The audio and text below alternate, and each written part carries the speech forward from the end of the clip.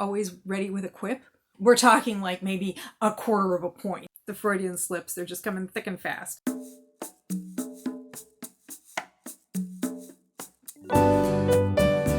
Hi, I'm Sock Marionette, doing business as a bargain counter argument, and it's time for another bargain counter argument after hours. So I have my special after hours candle.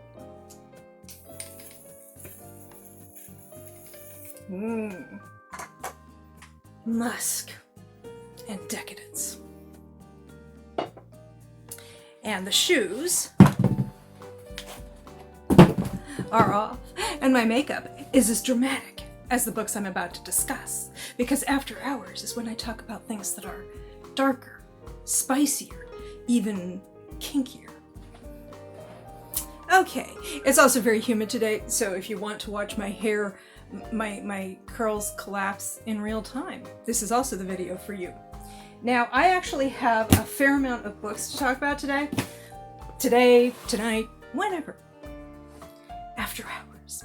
Okay, because I have been on a quest to finish reading all of the books I currently have checked out from the library, and I'm happy to say that I've succeeded.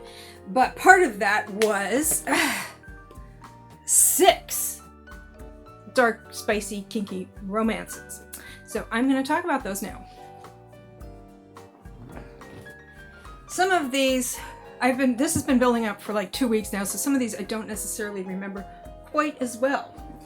I think the first one that I read was A King of Envy by Anna Huang. I have mostly been enjoying the Kings of Sin series by her. Greed. I know a lot of people really liked Greed, and a lot of people really didn't like Greed. I am in the didn't really like it category. I had to DNF because I just felt like his behavior and her reaction to it was just like, no. Now let's refresh my memory and let you guys know what this one is about. It's envy. He had everything he could have wanted except her. Dangerous, powerful, reclusive. Vuk Markovich is notorious for shunning human interactions. The scarred billionaire rarely talks and has no interest in relationships outside his small, but trusted, circle. He saw her first. He wanted her first, but now she's engaged to his oldest friend, and the closer the wedding looms, the more he's torn between loyalty and desire.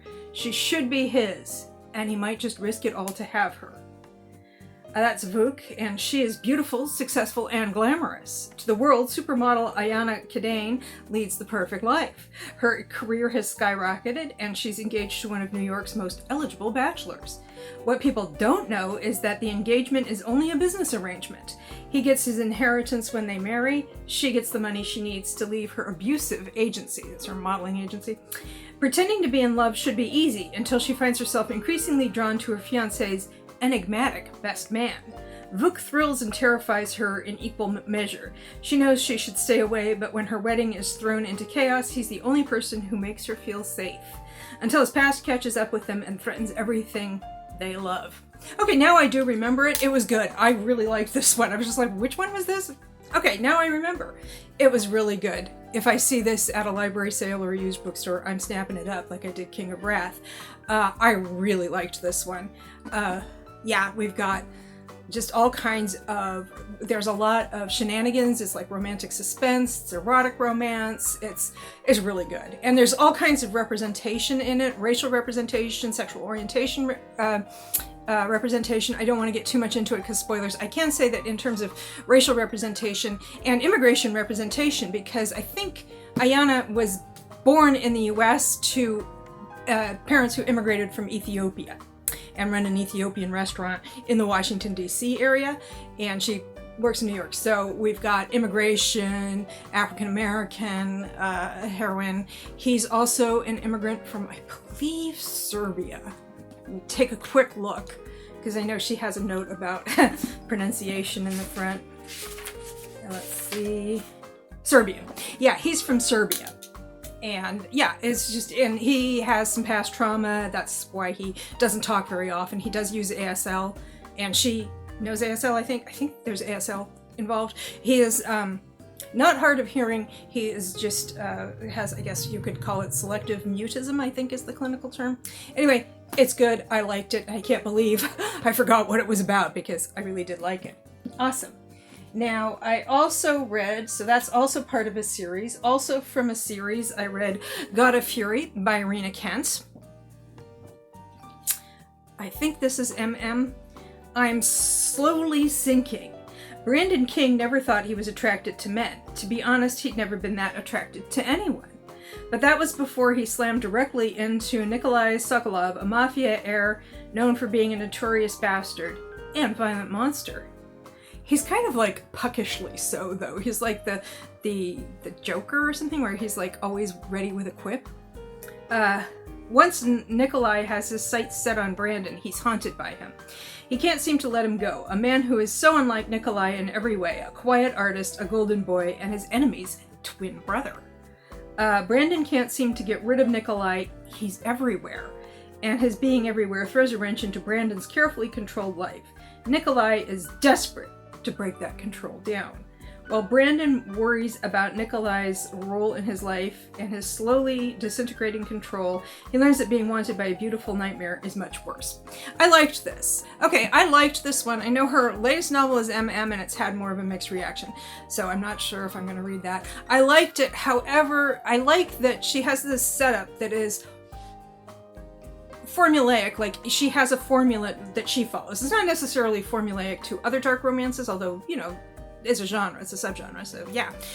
But with this series, this is the Legacy of Gods series. It's college organized crime dark romance.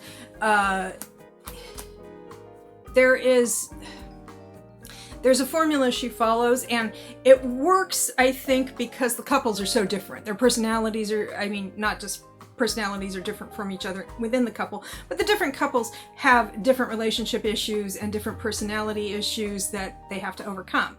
And that was why God of Pain didn't work for me, because I didn't particularly feel any connection to either of those protagonists.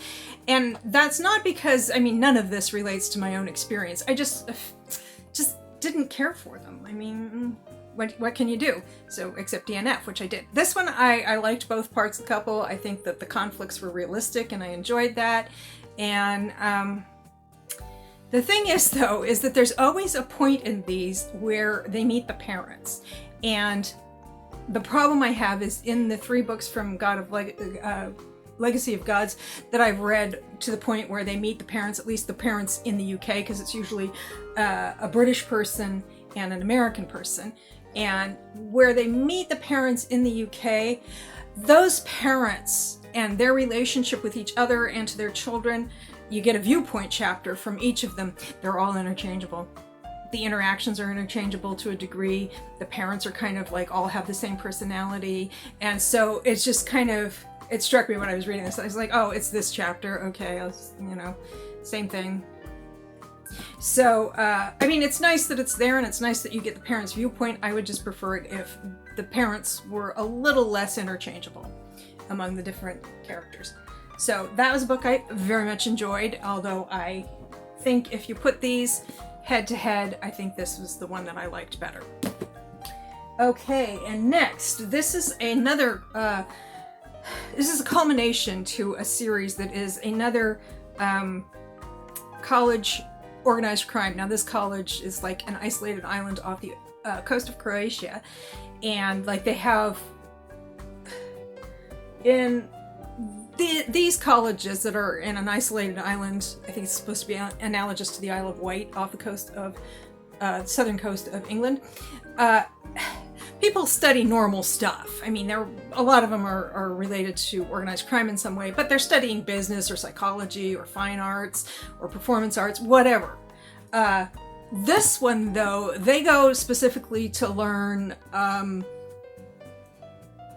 martial arts, how to handle a gun, how to improvise an explosive. The accounting is very much geared toward money laundering and circumventing tax law and that kind of thing. So it's like, you only go here to study one thing, and that's how to become a mob boss, or at least an assistant mob boss. This is the 5th book in the series. This is Kingmakers Graduation. I think the others are just Kingmakers. It's by Sophie Lark. I'm setting that up clumsily. Kingmakers, there's like year 1, 2, 3, 4, and now Graduation. I read Graduation and I enjoyed it, but it all takes place away from that college because they're done with it. Well, he's done with it, she's in the middle, and she walks away in order to do this. It's mostly set in Moscow. It's Russian organized crime. I liked it, but I don't really want to read the books that are set in the school itself. It's just not interesting to me. So, yeah. So I liked this one. I generally enjoy Sophie Lark books, so yeah, I liked it. I think I enjoyed the plot. I enjoyed the interactions and how he thinks he's one way. He thinks he's very progressive, and it turns out he's not, and he has to learn to be more progressive and treat the female main character as more of a partner and less as an adjunct. In a head-to-head, King of Envy is still coming out on top. Then also from a series, this is the Souls trilogy. This is Book 2, Her Soul for Revenge, by Harley Laroux. I fairly recently read Book 1, Her Soul to Take, or Her Soul to Keep. Her Soul to Take, and I enjoyed that. I enjoyed this. This is pretty kinky. One of the things I liked about this is that in these are very much like BDSM type relationships where you have like a dominant partner, and there's usually sadism and masochism involved as well. What I liked about this was that they're both switches, meaning that he takes the dominant role and inflicts pain, but he's also a masochist, and she also takes the dominant role and inflicts the pain. So it's, I liked it. I think I actually liked it a little bit better than Her Soul to Keep, although I enjoyed that one as well. I just liked the sort of give and take that you have when you have two people who are both willing to dominate and submit and to give and receive pain. I think that's an interesting dynamic to read about. So I enjoyed this, I think, a little bit better than that. I'm torn. If I were to compare these books, I think I still like King of Envy better, but not by much. I mean, I did enjoy all of these books, so we're talking like maybe a quarter of a point if I were using a point system. And we're back. I had to stop for a moment to clear some storage, which I did. And now we're here, and I've got 2 more books to talk about. And they are part of a series. One is a sequel to the other, and the 3rd book is coming out, I believe, in March of 2026. I will put the info here, and my little hand gestures to tell me how to edit. Okay, so these are Dishonestly Yours and Destructively Mine, and I think this is the first book. And these are both by Krista and Becca Ritchie. Now, I heard people talking about the Addicted and Calloway Sisters series by them, and talking about how great it was, and they really loved it. And it didn't sound like it was for me, because I just don't find addiction and addiction recovery to be something I want to read about very much. Occasionally it's okay, but I don't want to read an entire series centered around it. But Krista and Becca Ritchie sounded like they were probably pretty good writers, so I was excited to find something that wasn't about that. This is actually about a family of con artists, and I'll read the back of Dishonestly Yours, which is the first one, so that there shouldn't be quite the level of spoilage, so I'm not going to read the back of the second one. Starting French. Yeah.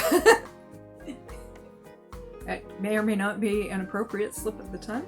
Starting fresh is the only way Phoebe can escape a life of crime, but her the Freudian slips, they're just coming thick and fast. But her best friend's older brother complicates honest dreams in this gripping new series from the authors of the Addicted series. Phoebe Graves grew up in a family where deception and seduction were as commonplace as breathing.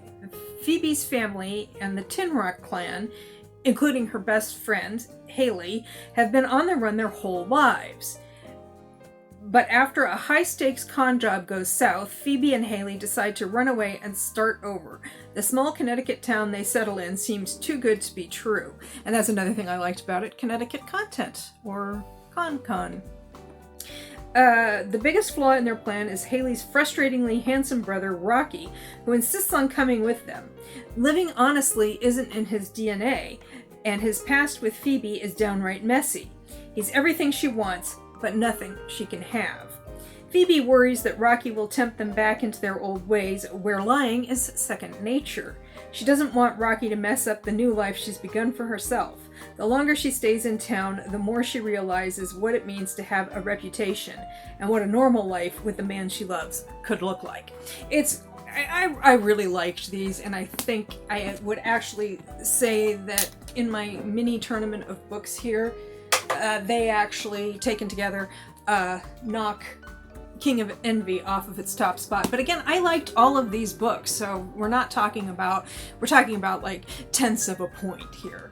Those are the dark romances I currently have checked out from the library that I've read. They're ready to go back along with some other library books, and that will mean that my library checkout shelf is cleared.